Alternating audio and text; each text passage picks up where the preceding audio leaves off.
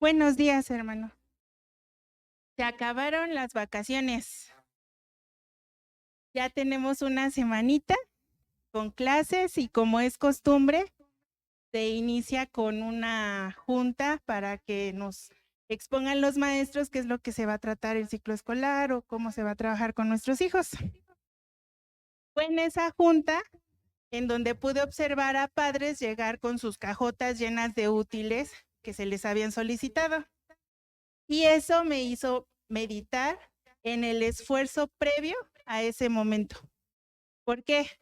Desde tener el trabajo para poder tener el dinero suficiente para ir a comprar los útiles, luego darte el tiempo para poder ir a comprarlos, pararte en las filas interminables de padres que como uno se les ocurrió el mismo día que a ti. Luego, regresar a casa a etiquetarlos, a forrarlos. Para los que tenemos 3 hijos, son 24 libretas en total, sin contar libros. Y bueno, en la escuela de mis hijas, nos piden llevar todo etiquetado porque, pues, cuando un compañerito se lleva algo que no le pertenece, la mamá cuando se da cuenta lo manda de regreso a su dueño.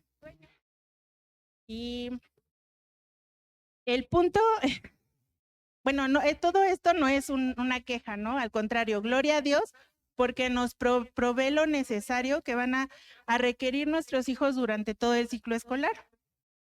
Aún la fuerza en nuestro cuerpo para poder ir a comprarlos y regresar a forrarlos, ¿no? El punto es que como padres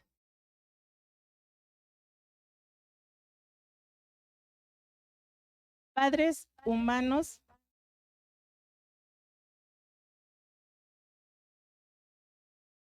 les estamos fijando una meta a nuestros hijos, porque los estamos preparando para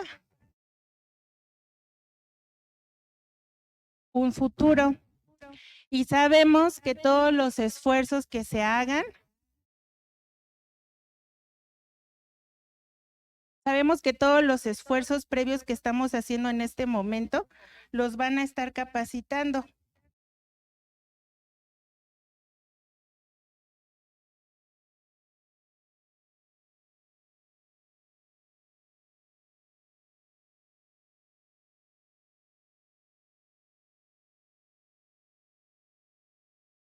Y van a tener un fruto. Ahora el fruto que veo con todo esto es que los niños van a tener con qué trabajar para sus clases, van a tener los materiales suficientes para sus clases porque pues sin ese lápiz no van a poder escribir y no va a ser fortalecida su escritura. O sin esos libros no van a poder leer y no va a ser fortalecida su lectura. Los estamos capacitando con todos esos recursos para fortalecer sus habilidades que los van a capacitar para una vida adulta. Pero hermanos, somos cristianos.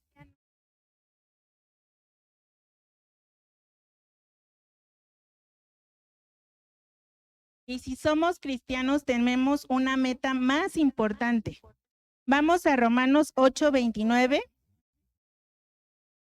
con Natán, por favor.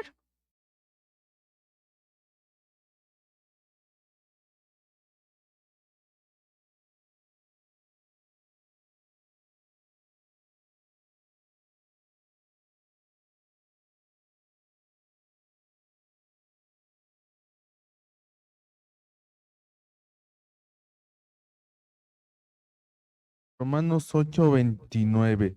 Porque a los que de antemano conoció, también los predestinó a ser hechos conforme a la imagen de su Hijo, para que Él sea el primogénito entre muchos hermanos. Luego, Primera de Corintios 15:49. ¿Quién lo tiene?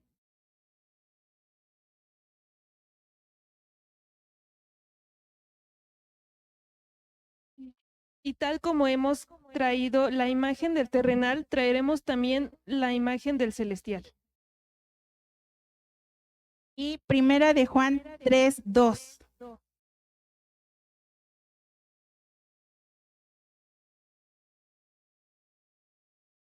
Buenas tardes, hermanos. Primera de Juan 3:2.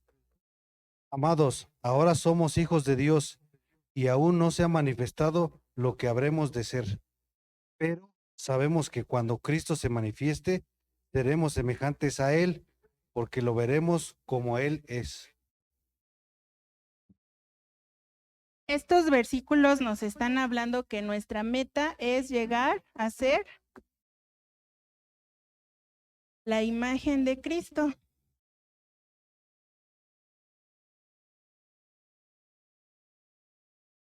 Y si volteamos a ver a nuestros hijos, ellos aún no son cristianos. Ellos están aprendiendo de nosotros a amar a Dios. Son unos futuros cristianos en potencia, lo cual significa que ellos un día también van a llegar a ser esa imagen de Cristo. Aquí la pregunta es, ¿los estamos capacitando para que así sea? Les estamos, como en la escuela secular, les estamos dando todas las herramientas que van a necesitar ellos para que un día ellos lleguen a ser la imagen de Cristo.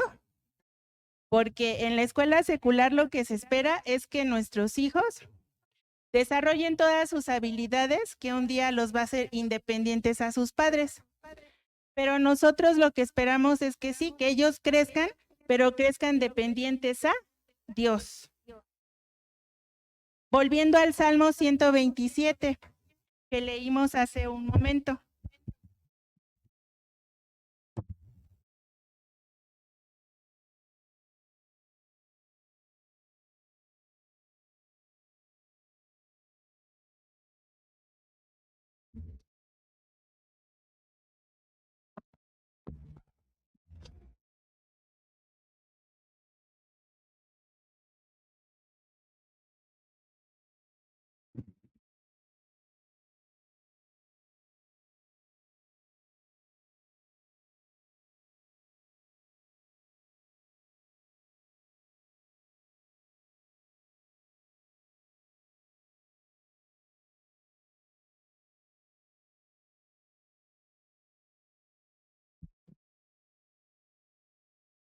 Que dice, si el Señor no edifica la casa, en vano trabajan los que la edifican. Si el Señor no guarda la ciudad, en vano vela la guardia. Es en vano que se levanten de madrugada, que se acuesten tarde, que coman el pan de afanosa labor, pues Él da a su amado aún mientras duerme. Este salmo nos comienza mencionando que si el Señor no es el que edifica la casa, es en vano todo lo demás. La palabra en vano se muestra en 3 ocasiones. Esto es, el ser humano se fija metas en las cuales tiene que trabajar. Como consecuencia, pone toda su habilidad y esfuerzo en ellas para conseguirlas. Pero este salmo nos está diciendo que el solo esfuerzo humano es un instrumento vano. Cuando Dios no está en el centro de nuestra vida, nada de lo que hacemos tiene demasiado valor. Como el trabajar, el guardar, el construir, todas esas cosas son inútiles si Dios no está presente. Porque todo en lo que trabajamos hoy pasará, pero Dios es eterno. Pero ¿cómo va a edificar Dios en nuestra casa? Si me acompañan a Mateo 7, 24 al 25.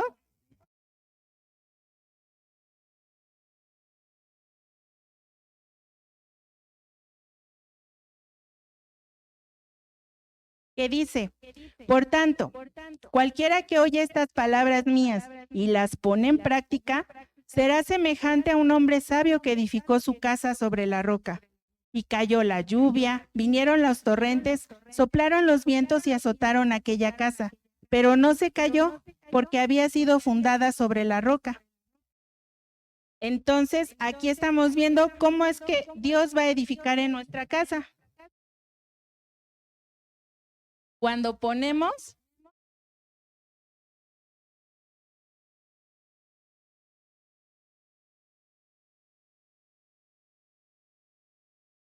en práctica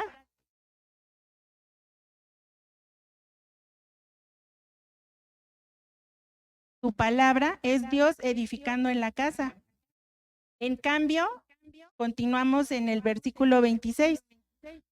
Todo el que oye estas palabras mías y no las pone en práctica, será semejante a un hombre insensato que edificó su casa sobre la arena. Y cayó la lluvia, vinieron los torrentes, soplaron los vientos y azotaron aquella casa. Y cayó, y grande fue su destrucción. Si sobre Dios no estamos construyendo nuestra casa, todos nuestros planes van a terminar en fracaso. Es lo que pasó con los edificadores de Babel, que dijeron, vayamos y construyamos una ciudad y una torre. Pero Dios ya había dado instrucciones y para que se cumpliera su voluntad, ¿qué hizo? Dijo, descendamos y confundamos su lengua. Continuamos con el Salmo 127 en la segunda parte que dice, un don del Señor son los hijos y recompensa es el fruto del vientre. Como flechas en manos del guerrero, así son los hijos tenidos en la juventud. Bienaventurado el hombre que de ellos tiene llena su aljaba, no será avergonzado cuando hable con sus enemigos en la puerta. En la versión Reina Valera dice, he aquí, herencia de Jehová son los hijos.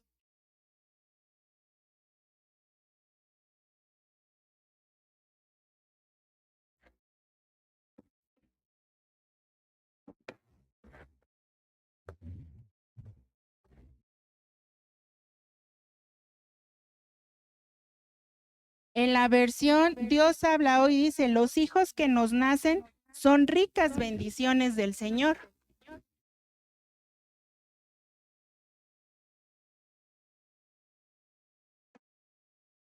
En la versión Nueva Biblia Viva nos dice que los hijos son un regalo de Dios, recompensa suya son.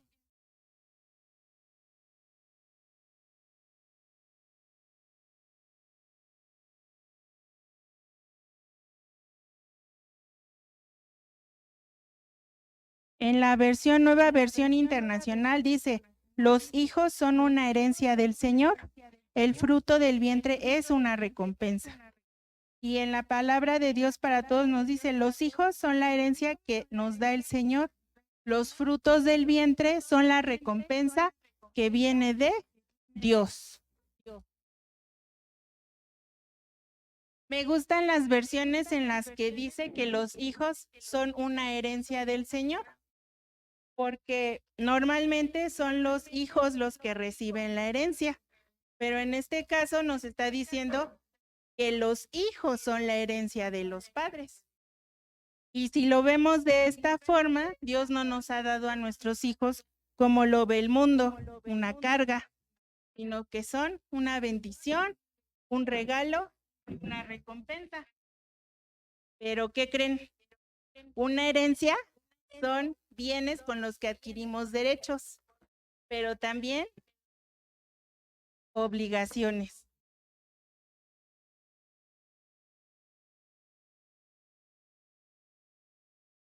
Porque qué padre heredar una casa, ¿no?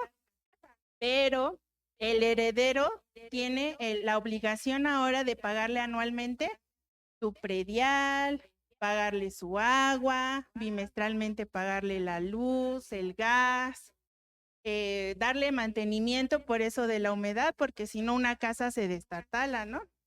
Si tiene pasto, tiene que cortarle el pasto, en fin, muchas cosas para que la casa pueda ser habitable. Bueno, pues así con nuestros hijos. Dios nos los ha heredado, son bienes que adquirimos, con los cuales adquirimos obligaciones para con ellos. En Efesios, acompáñenme por favor a Efesios 6 del 1 al 4, en donde podemos ver cuál es esa obligación. Efesios 6 del 1 al 4, que dice, hijos, obedezcan a sus padres en el Señor, porque esto es justo. Honra a tu padre y a tu madre, que es el primer mandamiento con promesa, para que te vaya bien y para que tengas larga vida sobre la tierra. Hago aquí una pausa. Supe que estos versículos se le quedaron en el corazón a mi hija el día que después de una discusión llega y me dice, mami, ¿me perdonas porque no te obedecí? Es que yo sí quisiera vivir una larga vida y no te honré. Y luego en otra ocasión me pregunta, oye, mamá, ¿tú sí obedecías a mi abuelita? Bueno, continuamos. Y ustedes, padres, no provoquen a ir a sus hijos, sino críenlos en la disciplina e instrucción del Señor. ¿Quiénes son los responsables de la educación de los hijos? ¿Los abuelos? ¿Los tíos? ¿Los hermanos mayores? ¿La escuela secular y sus maestros? ¿Los amiguitos? ¿El gobierno? Tristemente, hoy en día, no solo en el mundo, cristianos han delegado ese papel a otra persona. Pero aquí en Efesios vemos a quién se está dirigiendo Pablo para disciplinar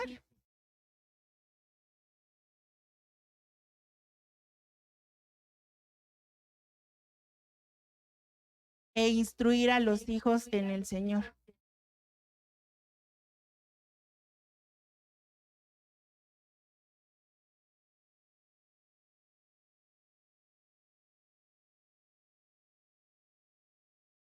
A los padres.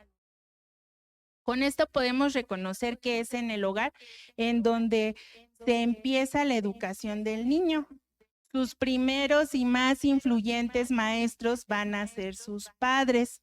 Por eso es con ellos que debe de conocer el Evangelio. ¿Y qué es el Evangelio?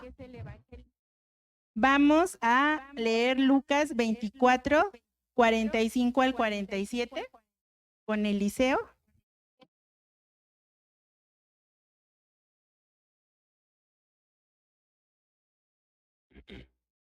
Entonces les abrió la mente para que comprendieran las Escrituras, y les dijo, aquí está escrito que el Cristo padecerá y resucitará de entre los muertos al tercer día, y que en su nombre se predicará el arrepentimiento para el perdón de los pecados a todas las naciones, comenzando desde Jerusalén.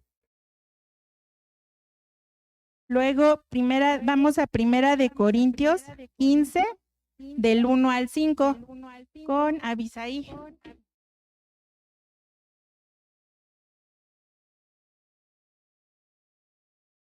Ahora les hago saber, hermanos, el evangelio que les prediqué, el cual también ustedes recibieron, en el cual también están firmes, por el cual también son salvos.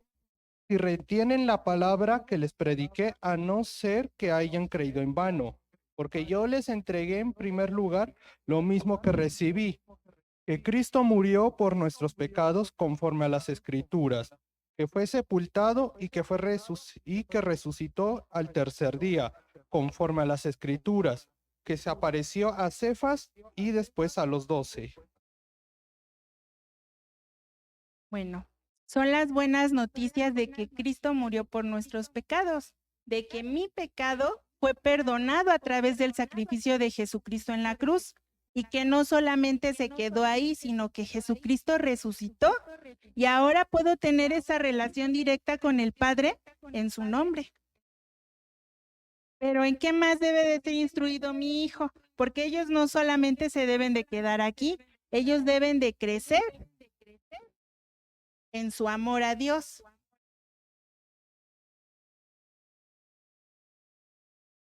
Como dice Mateo 22, 36 al 38.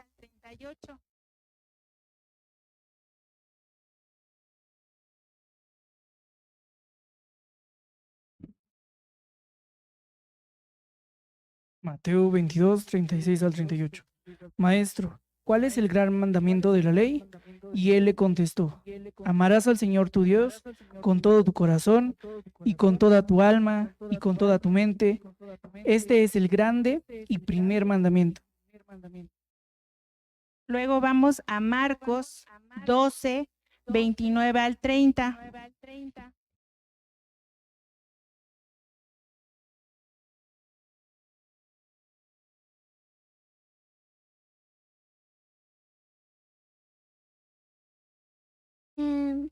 Marcos 12, 29 al 30. Jesús respondió, el más importante es, escucha, Israel, el Señor, nuestro Dios, el Señor. Uno es, y amarás al Señor tu Dios con todo tu corazón, y con toda tu alma, y con toda tu mente, y con toda tu fuerza. Amar a Dios es una entrega completa.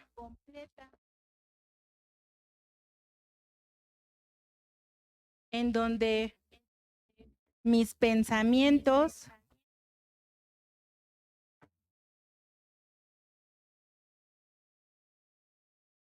y decisiones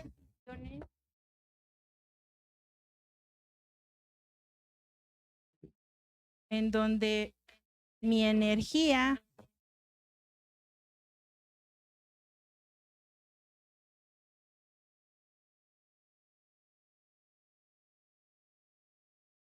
mi esfuerzo y acciones van a estar dirigidas y enfocadas en Dios, buscando honrarle. En Juan 14, 23 al 24 dice, si alguien me ama, guardará mi palabra, y mi Padre lo amará y vendremos a él y haremos con él morada. El que no me ama, no guarda mis palabras, y la palabra que ustedes oyen no es mía, sino del Padre que me envió. Amar a Dios implica que todos los aspectos de mi persona van a buscar vivir de acuerdo a lo que Él desea. Esto es vivir en su voluntad, poniendo en práctica su palabra. Pero ¿qué más deben de conocer nuestros hijos? Vamos a Mateo 22, 39 con Abril.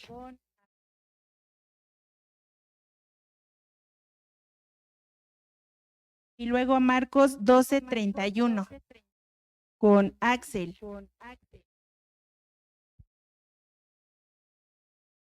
Y el segundo es semejante a este, amarás a tu prójimo como a ti mismo.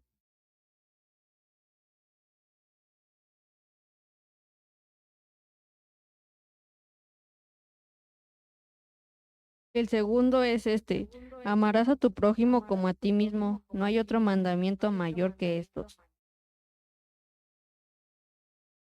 Vamos con Zoe a Juan 13, del 34 al 35, para ver qué más deben de saber ellos. Juan 13, del 34 al 35.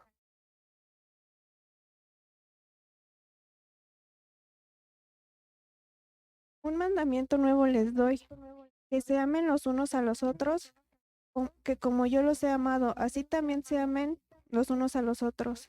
En esto conocerán todos que son mis discípulos, si se tienen amor los unos a los otros.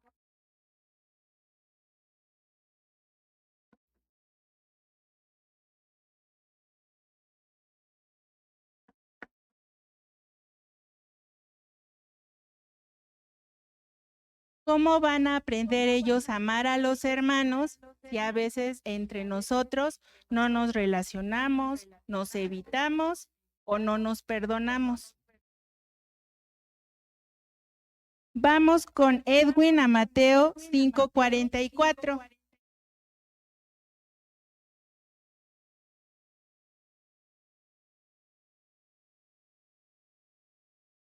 Pero yo les digo, amen a sus enemigos y oren por los que los persiguen.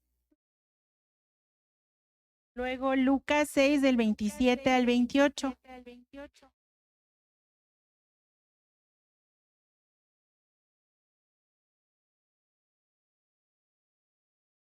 Pero a ustedes los que oyen les digo, amen a sus enemigos, hagan bien a los que los aborrecen, bendigan a los que los maldicen, oren por los que los insultan. Amar a los enemigos. Les comparto, hubo un tiempo en la escuela de mis niñas que una compañerita estaba molestando mucho a mi hija Entonces un día llega mi hija y me dice, oye mamá, esta compañerita me hizo esto. Sí le dije a la maestra, pero su actitud siguió siendo la misma. Platicando, decidimos que lo más sabio en ese momento era ponernos a orar por esa compañerita. Al día siguiente va mi hija a la escuela, la compañerita vuelve a hacer lo mismo con mi hija, pero ella, en lugar de ofenderse, le hizo una pregunta. ¿Cómo estás? Y ella se empezó a desahogar con mi hija, la compañerita. Resulta que traía problemas con sus papis en casa. Una niña de 7 años. Bueno, después de eso se hicieron muy amiguitas y pues este ciclo ya la cambiaron de escuela. Y lo que esperamos es que eso poquito que haya podido hablarle de Dios, sea Dios obrando en el corazón de esa compañerita. Vamos ahora con qué más deben de ser instruidos nuestros hijos. A Primera de Juan 2:15 con Avi Flores.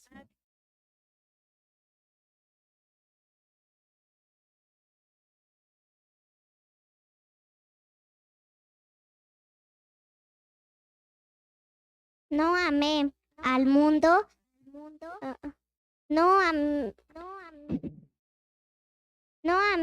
al mundo ni a las cosas que están en el mundo. Si alguien ama al mundo, el amor del Padre no está en él. Y si los estamos preparando para un futuro, un día nuestros hijos se van a casar. ¿Cómo van a escoger? ¿Cómo van a aprender a amar a su esposa? ¿O cómo va a aprender a respetar la autoridad de su esposo? Todo esto, hermanos, Dios nos lo viene diciendo desde el Pentateuco. Vamos a Deuteronomio todos, a capítulo 6, versículo 1 al 7.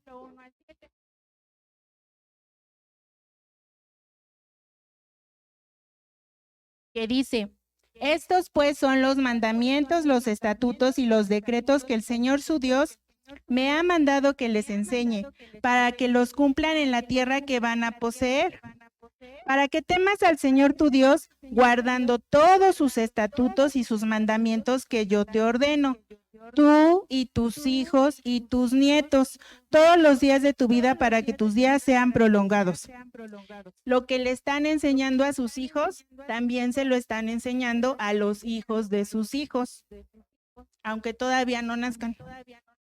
Escucha pues, oh Israel, y cuida de hacerlo, para que te vaya bien y te multipliques en gran manera, en una tierra que emana leche y miel, tal como el Señor, el Dios de tus padres, te ha prometido. Escucha, oh Israel, el Señor es nuestro Dios, el Señor uno es. Amarás al Señor tu Dios con todo tu corazón, con toda tu alma y con toda tu fuerza. Estas palabras que yo te mando hoy estarán sobre tu corazón. Las enseñarás diligentemente a tus hijos y hablarás de ellas. ¿Cuándo? ¿El domingo en la iglesia? No. Cuando te sientes en tu casa, cuando andes por el camino, cuando te acuestes y cuando te levantes. Como padres, les transmitimos a nuestros hijos estos principios que han de guiarlos durante su vida. Ellos los deben de conocer por medio de nosotros. Los hijos aprenden más de nuestro ejemplo en cuanto a todas estas cosas, si tienen padres que están cumpliendo con el propósito por el cual fueron hechos padres. Queremos que nuestros hijos crezcan en su relación con Dios. Seamos esos padres. Y existen recompensas. Pero bueno, existen recompensas. En Proverbios 10:1 dice que el hijo sabio alegrará al padre. En Proverbios 23:24 dice: mucho se alegrará el padre con el justo, y el que engendra sabios se gozará con él. Proverbios 29:3 dice: el hijo que ama la sabiduría alegra a su padre. ¿Y en dónde está esa sabiduría que tanto nos dicen los proverbios que nos alegrarán como padres si nuestros hijos la poseen? Dice Proverbios 9:10 que el principio de la sabiduría es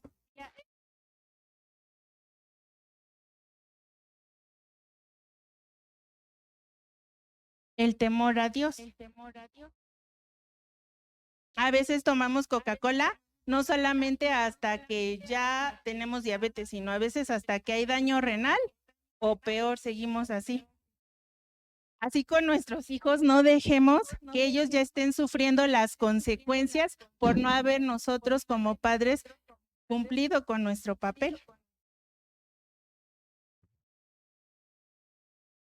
Para mí la recompensa más grande viene en 2 de Timoteo 3 del 15 al 17, que habla de que las escrituras nos pueden llevar a la sabiduría que lleva a la salvación.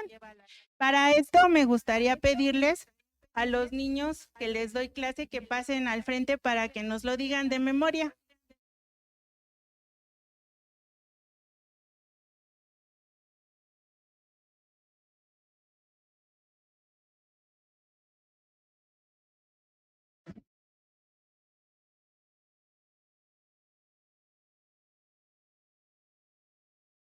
Desde la niñez has sabido las sagradas escrituras, las cuales te pueden dar la sabiduría que lleva a la salvación mediante la fe en Cristo Jesús. Toda escritura es inspirada por Dios, útil para enseñar, para aprender, para elegir y para instruir, a fin de que el hombre de Dios sea recto y equipado para toda buena obra. 2 de Timoteo 3, 15 al 17. Esto, hermanos, es un trabajo en equipo, porque el que ellos estén parados aquí enfrente fue más trabajo de los padres que se pusieron en la semana a repasar con los niños que de nosotros un domingo. El que ellos sepan acerca de la palabra de Dios es más trabajo de los padres, que pasan con ellos 24 horas, 7 días a la semana, que de nosotros un domingo, porque les comparto. Tenemos 15 minutitos en lo que oran y cantan. Otros 25 minutitos entre que se acomodan, se saludan y empieza la clase. Y luego otros 20 minutos más para que contesten su hoja de trabajo. 1 hora, hermanos. 1 hora contra toda una semana que se la pasaron en el televisor, en los dispositivos, frente a una escuela laica y tal vez unos padres que no están cumpliendo su función. ¿Cuánto no ya sabrían nuestros hijos acerca de la palabra de Dios si como padres fuéramos constantes? No nos vamos muy lejos. El diario devocional. Dios nos los heredó para que los eduquemos, les enseñemos a amarle y también vamos a dar cuentas por eso. Dice Proverbios 22:6, instruye al niño en el camino que debe de andar y aun cuando fuere viejo no se apartará de él. Y si el propósito es este, ¿en qué camino deben de andar? ¿En el mundo? Termino volviendo al Salmo 127. Lo marqué con amarillo que dice como flechas en manos del guerrero. Pues así, como una flecha en manos del guerrero que dirige la flecha hacia donde él quiere, así con nuestros hijos. Los estamos dirigiendo hacia un destino. Si lo hacemos bien, lo vamos a llevar al destino correcto. Si no lo hacemos bien, lo vamos a llevar hacia un lugar donde sí van a sufrir sufrimientos, dolores, van a sufrir problemas apartados de Dios. No es que no pasen por esos lugares si están con Dios, pero la diferencia es que lo harán con Dios y no lejos de Él. No van a buscar llenar en ese refugio, no lo van a buscar con amigos o no lo van a buscar con vicios. Dice Howard Hendricks en su libro Enseñando para cambiar vidas, en una de las leyes del maestro, si usted deja de crecer hoy, dejará de enseñar mañana. Y hay otra que también dice que no podemos impartir lo que no poseemos. Por eso es importante que como padres estemos en constante relación con Dios, para que lo que hagamos con nuestros hijos sea de acuerdo a su voluntad, que es buena, agradable y perfecta para con nuestros hijos. Muchas gracias por escucharme, hermanos. Que Dios los bendiga.